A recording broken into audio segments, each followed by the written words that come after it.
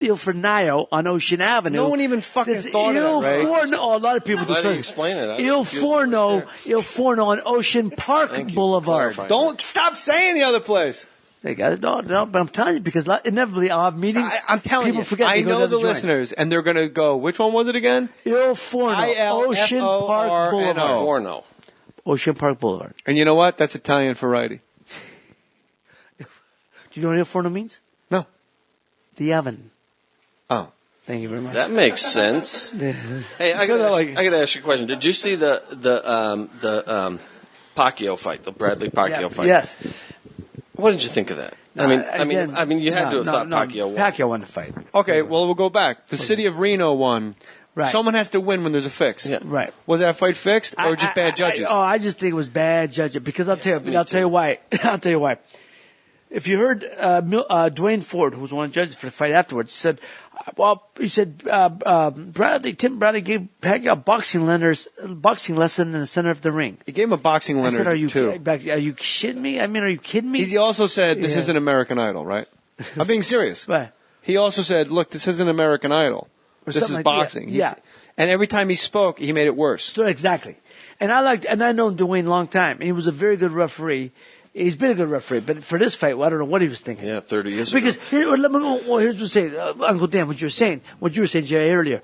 Who benefits? Well, people say, well, Bob Arum is going to benefit. No, he gets the rematch. He had both guys anyway. So he doesn't benefit anything. He's going to have to fight both fighters anyway. They say, well, he'll make more money in the rematch. No, he lost money because they're trying to get Pacquiao to fight Mayweather. Mayweather's making every excuse up in the world. Now Mayweather doesn't have to make an excuse. Who's running from who? All this is Mayweather doesn't want to fight. Really? Mayweather's made and I think he's great, special. One of the greatest of all time. But he's made every jerk-off excuse in the world. And the things he's asking for, nobody's ever asked for. Pacquiao, too, though, says, I don't want to take a drug test before the fight because I'm afraid of needles. Right. He's got tattoos, right? But he's also said... He has tattoos. Right. But he also... he said he tattoos, didn't draw blood. He didn't want... Henna? He's afraid needles to draw blood. I understand that. That would get in my head. He has said he will do it. Right. So he said, I'll do it. He said, I'll do it up to 48 hours before the fight. Then they said, they'll do it 14... No, he wanted to do it... No, he wanted to do it 17 days... They didn't want it. Mayweather said 14, and then they just keep changing it. Mayweather. Jay, here's what you got to know. Before this, the first time Mayweather did that, right? Then finally, Pacquiao said, "Okay, forget it, man. I'm going to move on, and I'll fight somebody else." And that's when he pulled the fight against the kid in Dallas Stadium. Cotto? No, Pacquiao, Clottey. Jonathan Clottey. Oh, yeah. Joshua Clottey. Full house. Joshua Clottey. Huge gate. Right. Huge pay-per-view. So they already had it. Won every round. Right. 10-9, 10-9, 10-9, 10-9. So he basically said, screw you, I don't need you. I'm the bigger draw worldwide. Which he is. Worldwide, he's a bigger star. So Mayweather's the bigger pay-per-view draw. They're trying to say that. And then they're saying... But what I'm saying... But wait a minute. What I'm saying is... They both lose. And they both win. Here's what I'm saying. After that fight... They basically had an agreement. They signed a contract. It was agreed upon. Everything. The testing, the drug testing, the blood testing, everything was agreed upon. The money, they were going to get $30 million apiece guaranteed. Piece plus percentage. It was all clear. I'd let Uncle Dan fight them for $30 million. At the last minute. I wouldn't even train. Mayweather said, Just go in there and get the shit knocked out. Last minute, Mayweather said, no, I don't think I want to fight. I said, I don't want to fight. I'm going to wait till Rogers to find out what goes on with Roger. They called. Now, you have to understand, Bob Arum doesn't get along at all with Mayweather's spokesperson, who is Al Heyman. Al Heyman, if you heard that name, Al Heyman is the most famous guy that nobody's ever seen. He handles more guys in a fight game, and does a great job. He handles Mayweather. Al Heyman and Bob Arum hate each other. Right. But they had to use Ross Greenberg. Ross Greenberg is like I'm trying to get you out of here. You're going to confuse. I'm going to get the story. You want to get it right. Yeah. Ross Greenberg is like Switzerland. He gets along with everybody. Right. They negotiated the deal Uncle with Dan both sides. Both sides. They agreed to it. Mayweather pulls out. The press gets a hold of it. They go, what the? Arum's like, Jesus, this kid's out of his mind. They're nuts. They're crazy. The press gets a hold of it. They call Leonard Ellerby. Mayweather's right-hand guy. Ellerby said, man, we had no agreement. Nothing's been said. Arum's crazy. He's a crazy old man, blah, blah, blah. They call Al Heyman. Al Heyman says, no, we had agreement. We agreed to everything. How come I don't know about this? He says, I got to apologize to Bob Arum. And Bob, I got to apologize. We had everything agreed upon. So now the kid looks stupid. And then that's when they start talking about another negotiating. And then they went off and fought again. And that's when they start negotiating again. And that's when it was basically. There's no reason for these two to fight. Because they're both making $25 million fighting the Bum of the Month Club separately. But you know what? They were guaranteed. They're guaranteed. That's why. I know what you're going to say. I mean, no, they're guaranteed. They can make 50, 60 million guaranteed. Unheard of. Okay, fine. But if I can make $20 million fighting a guy and win 10, but who's to say? Who's to say you're going to win that? And every fight, Dave, that's what I'm trying to say. Every fight's a hard fight. You don't think you're going to. You may not think you're going to lose it. Like this fight, Bradley was supposed to be an easy fight. Physically, I'll tell you who the loser was. But the fans. The fans have always been the loser since right around when you tapped out. Is it 9 o'clock? Yeah, we got to go. Oh my God! The fans, listen real quick. The fans have always lost because boxing keeps giving itself black eyes over and over and over again. Yes. But I think the real loser in this is Timmy Bradley because Timmy Bradley's a hell of a fighter, and people just think he's this bum that got handed a decision, and he did get handed rounds that he didn't deserve. Right. But at the end of the day, if he fights, maybe if he fights Pacquiao 2 years from now, he beats him.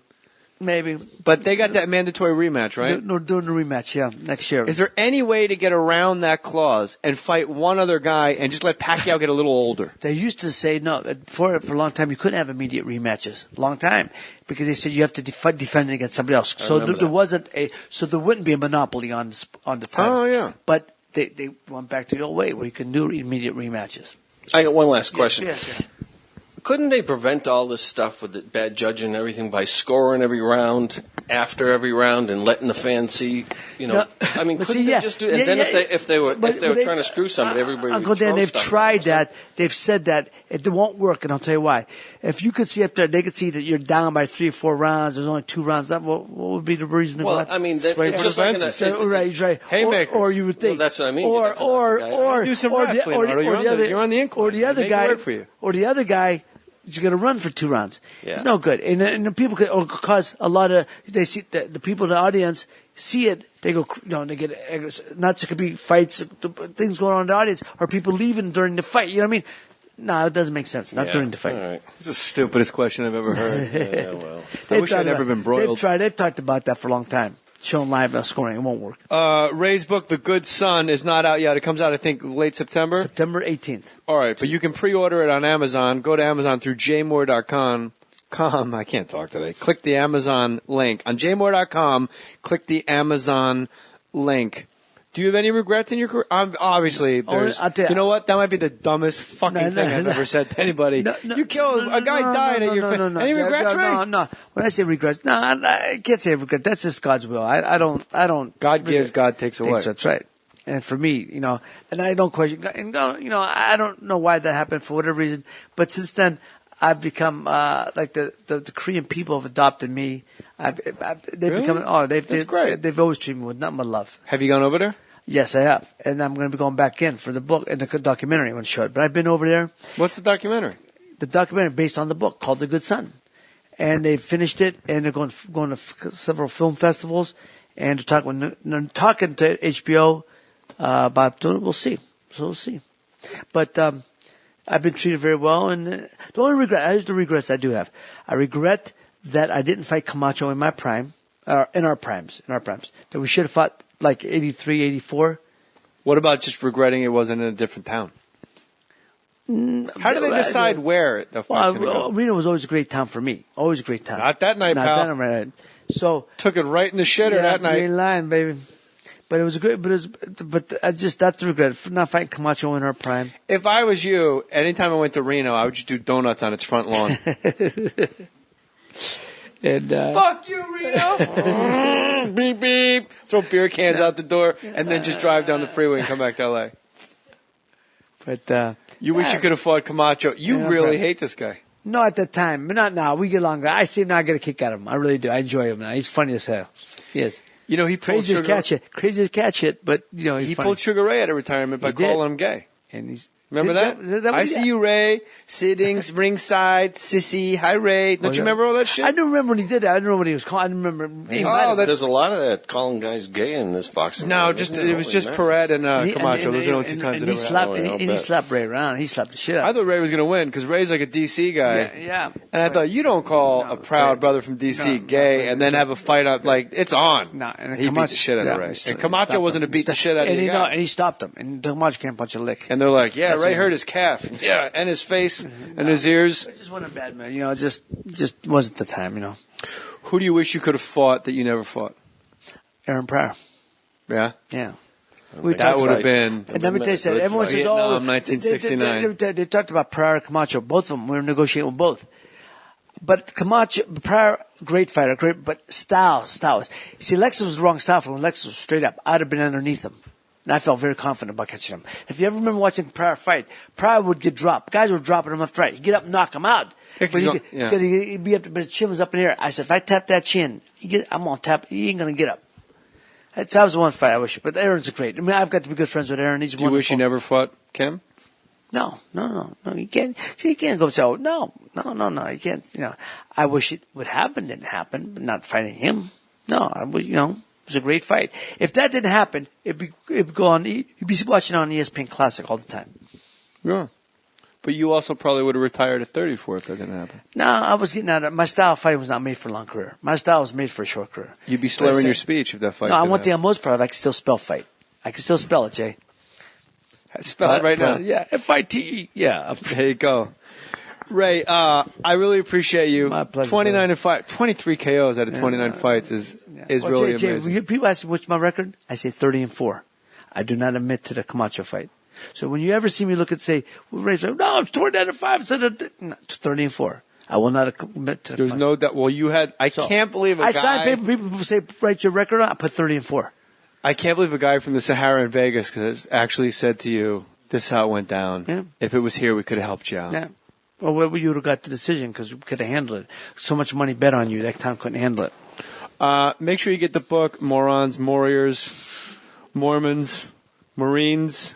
It's The Good Son. It's written by Mark Kriegel, who's a really good. Morantics? Is that another word? Morantics? No. All right. But if you want to text me later, anything you think of while you're eating crab legs over at the chart house. You got your morons and more. I got the boomettes. The boomettes? The boomettes. Should be the boom boomettes, shouldn't it? Yeah, should it be the boom boomettes?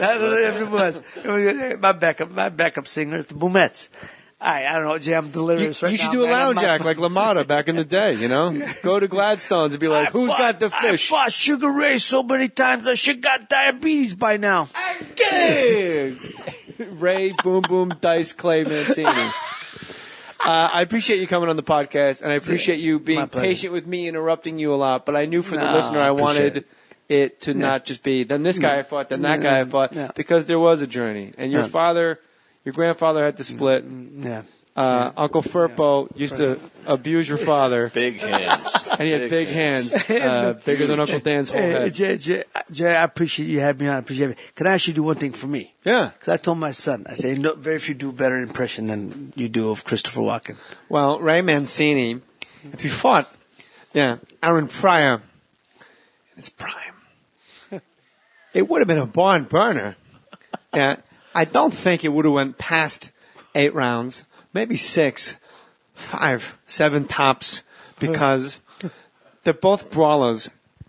These are not guys that are going to jab, stick, move around the ring.